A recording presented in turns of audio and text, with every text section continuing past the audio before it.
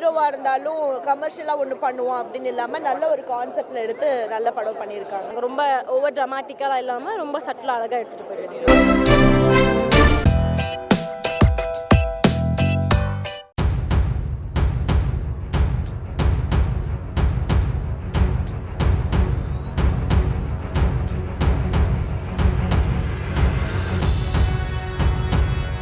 Government of Tamil Nadu, Thiru N. Muruganandam, Commissioner, Treasury and Accounts, Vijendra Pandian,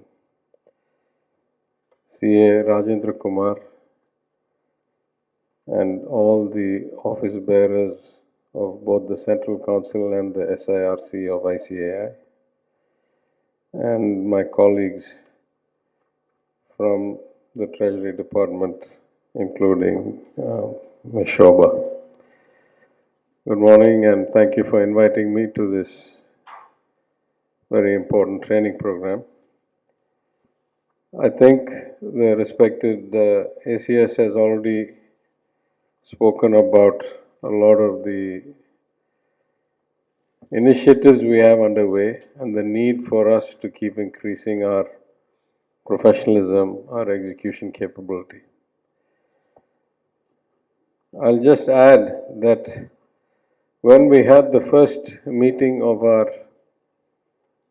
Global Economic Advisory Council for the CM with Dr. Raghuram Rajan, Arvind Subramanian, Dr. S. Narayan, Professor John Drays, and Professor Nobel Laureate Esther Duflo, the CM made a very clear statement. He said, I have this vision about the size of the economy, about the quality of life of the citizens. And he says, I realize these dreams of mine cannot be achieved through marginal reform or improvements, and they will require radical improvements. And I assure you that the government of Tamil Nadu stands ready to do it. So as I said in the earlier function today, and I said in many other places, in my mind I see my Chief Minister as a revolutionary leader, a Purachi Talaivar, as we say in Tamil. Because from the starting gate, from the first day we were all sworn in, he has already shown a tendency to break the mold, to go for bold decisions and bold ideas. As a first-time minister, second-time MLA, somebody who only entered politics in 2016 and left 30 years or no, almost 35 years before that to the US, almost 40 years in fact, and then came back very late, then it's a radical step to appoint somebody like me for finance, let alone all the other portfolios I got. But in return, my ambition is very clear. I want to build, as I've said in many places, the most professional, the most proficient, the most computerized, technology-enabled, real-time management finance department in the history of India, of any state or the union.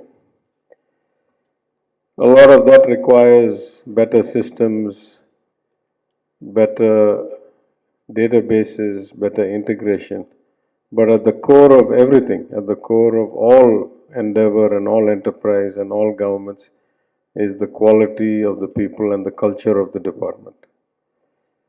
So we are going to focus heavily on ensuring that all the staff are given the tools and the resources to improve their professionalism, their understanding, their execution, and their connectivity to government and to the public. In that sense, I would say almost anything that the CM may have intent, I may have vision, but at the end we execute it through the many senior officers and then through their reports and their reports all the way down to the last line of the citizen-facing members of our staff. We would not be able to do what we do or what we have achieved so far if we did not have an excellent team of officers who are dedicated to the cause of reform and improving people's lives and achieving growth and jobs for our economy. I also want to talk about ICAI a bit. I think my first exposure to the ICAI was back in 2013 or 14, or somewhere around then, when I gave a memorial lecture. I think it's called the S. Vaidyanath Iyer Memorial Lecture. Anyway, since then I get invited at least once or 2 years, back when I was a banker, then when I was not a banker and not yet an MLA, then when I was an MLA, now when I'm a minister. I think about a few months ago I gave the memorial lecture, V. Shankar Iyer Memorial Lecture, the father of Mani Shankar Iyer. So I am well aware of the activities of its unique role, both as a self-regulating body but also in the professional development of chartered accountants. I'm impressed by the diligence and the focus, and of course we can all do better, but it's hard for me to see any other professional body that does as good a job. Let me say something about GST before I conclude. As a member of the GST Council, as a member of the standing GOM on systemic reforms, the GOM on horse racing, casinos, and online gaming, and various other things, and the host of very soon, in the next few months, a GST Council meeting in Madurai for the first time in Tamil Nadu, coming to Madurai, thanks to the graciousness of the Union Finance Minister. I was not enamored of the way GST had been designed or rushed to implementation. I made that, I think, pretty clear. I would hope that one relatively unique characteristic that I bring to public life is that my policies don't change that much, or my views don't change that much based on my situation. My views are informed by core principles and technical knowledge, and I don't change those just because I sit in a different seat. But in the course of working with the GST Council for a year and a half, I have fully realized what I said on day one, that though it may be a less than ideal design, though it may be rushed to implementation for publicity value without thoughtful rollout with parallel process and all that, at the end of the day, it is the largest revenue earner for the government of India and therefore for the people of India. And so it is all our duty, especially those on the GST Council, to make it work as efficiently, as transparently, and as fairly as possible. Some things are profoundly unfair about it, but those are not things I want to dwell on because those get into philosophy and politics and values. But leaving those aside, in terms of simply the design and the execution on a day-to-day basis, there's so much that can be improved. And I've said it before, and I'll say it again. If it were up to me and I was the Secretariat of the GST, I would hire about 100 full-time professionals, auditors, tax lawyers, accountants, data systems, integrators, data analysts, and I would have probably 1 year's work for them, 100 man-years of professional work, and I'm still not sure I would get enough of my clearly visible changes, what I'd call low-hanging fruit, done. But I'm not the Secretariat.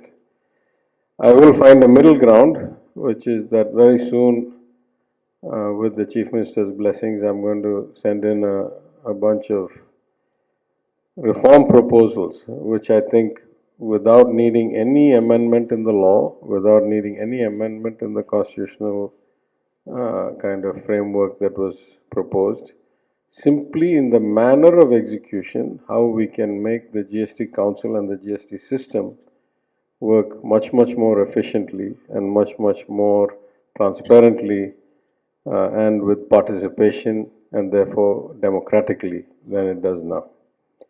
But that's for another day. For today, the system is complex enough as it is, and though it is primarily the role of the people in the commercial tax department and the inspectors and the examination wing and all that in that department, everybody who's in the treasury ought to know at least the basics of GST, how it works, because though it's been 5 years, I would still say there's a lot of confusion, especially because a lot of things keep changing. There were, I think, hundreds of changes in the first 8 months after GST was implemented, and there have probably been a couple hundred since then in the next 4.5 years.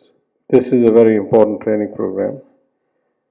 I'm grateful to the ICAI once again for conducting this and other programs like it. As CA Rajendra Kumar said, 29th program of its type, and more agreements to come.